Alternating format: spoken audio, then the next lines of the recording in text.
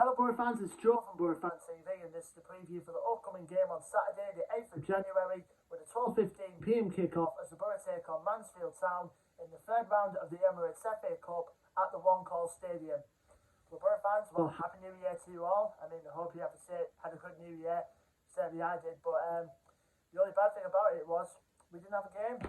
Obviously, we had a COVID outbreak in our camp, which obviously isn't great, but for safety reasons, the Sheffield United game was postponed, obviously because of the COVID situation, and obviously there were attempts by the EFL to try and get the game on.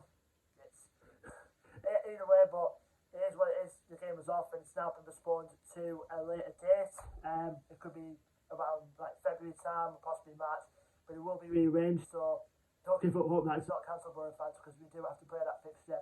But before that, though, we were good. You know, the 2-1 win away at Blackpool was something to say the least. The first half of that game obviously was very even. Both sides had their chances, as you do.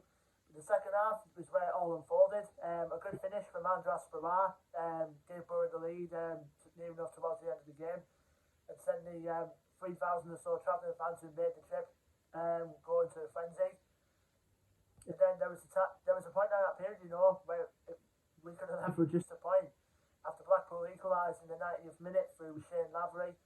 And then no less than 2 minutes later, the away end went wild once again. As Duncan Watmore just got the slightest touch to win it for the Borough right on the 92nd minute. And we got a good win down at Blackpool. So it'll be interesting to see going into this game coming up tomorrow with the squad been depleted by COVID and all that. I know there's Chris Wilder said in his press conference there was a couple of players who just came back from their self-isolation yesterday who've only done light training, and more than likelihood they'll probably end up on the bench because I don't think they'll be well enough to play the full 90 minutes, let's be truthful.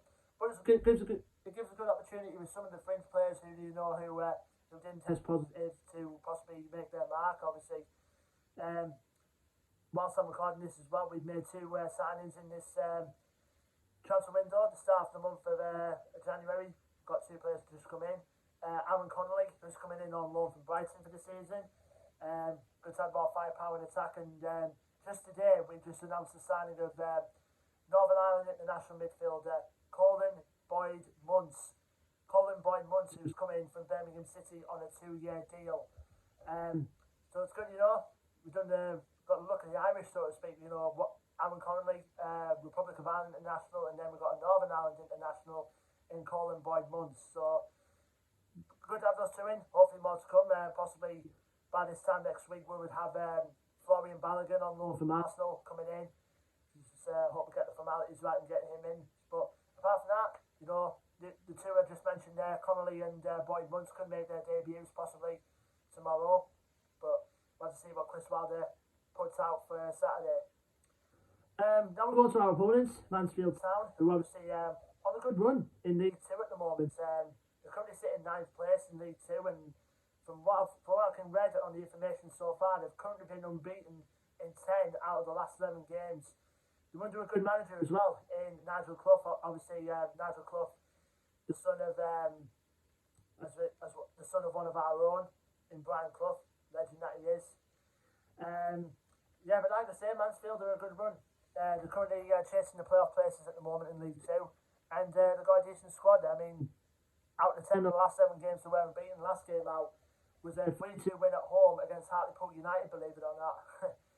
Like I say, they're a good bunch of players from what I can gather information-wise, so I'll give you a key idea of ones to watch from the Stags. First one would obviously be Reid Sorts, a former Hartlepool United player who had 2 spells at the Pools. He's a really good forward. We showed that in from last season when he was at Hartlepool, guiding them back into the Football League, and now he's at Mansfield now, and he's been doing really good for them. He's got Jordan Bowery, an experienced striker, to partner up alongside him. He's very good. But funny enough for Mansfield, the current top scorer this season has actually been a centre-back, Ollie Hawkins, who's currently got 5 goals this season, and he's the current top scorer. You wouldn't expect the centre-half to be your current top scorer, but from what I can gather on Football Manager, Ollie Hawkins, he can play as a centre-back, he can play as a striker. striker, so he's one of them versatile sort of players. And another player to watch out as well is George Maris, who's a hard-working attacking midfielder for them. Stephen McLaughlin, who's currently a left wing back who can cause a problem. I think according to Mob from Wild Everton, he's been their most impressive player, I think, this season for Mansfield. And they've got an experienced veteran holding midfield player in John Joe O'Toole as well. So they're a good side, Mansfield. Don't get me wrong, they are chasing the playoffs in League 2 for a reason, and you know it has the makings for a tight game. It really does have a tight game. I know every game is a tight game, but we definitely have to make it count. I mean, obviously I would love a cup run, but as a Boro fan, you know, you would rather, in the position you're in, you would rather focus on the league. But I'm kind of like right in the middle. I do love a cup run, but you know, you would rather focus on the league. So last time we played Mansfield was all the way back in 2008 in the same competition where we won by 2 goals to 0 at the Roncall Stadium. I know Don Lee got one of the goals, believe it or not.